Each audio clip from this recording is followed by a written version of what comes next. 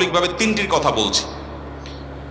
সর্বপ্রথম কাজ হলো আল্লাহর প্রতি ঈমান আনতে হবে, আল্লাহর আনুগত্য করতে হবে, আল্লাহর দাসত্ব এটা আমাদেরকে করতে হবে, আল্লাহর আদেশ নিষেধগুলোকে মেনে চলতে হবে। আমার রব, আমার সৃষ্টিকর্তা, যার কাছে আমাকে ফিরে যেতে হবে। ইন্না লিল্লাহ, নিশ্চয় আমরা সবাই কার? আল্লাহ। ওয়া ইন্না ইলাইহি, এবং আমাদের সবাইকে যেতে হবে আবার কার কাছে? আল্লাহর কাছে আবার যেতে হবে, তার সামনে দাঁড়াতে হবে। সেজন্য আমার রবের নির্দেশের বাইরে আমি চলবো না, তার নিষেধাজ্ঞাকে আমি লঙ্ঘন করব না। এর মধ্যে আমার এই জীবনের প্রত্যেকটা ক্ষেত্রে আমার কল্যাণ নিহিত, আবার এর মাধ্যমে আমার অনন্ত অসীমকালের যে যাত্রা, তার কল্যাণও পরিপূর্ণভাবে নিহিত।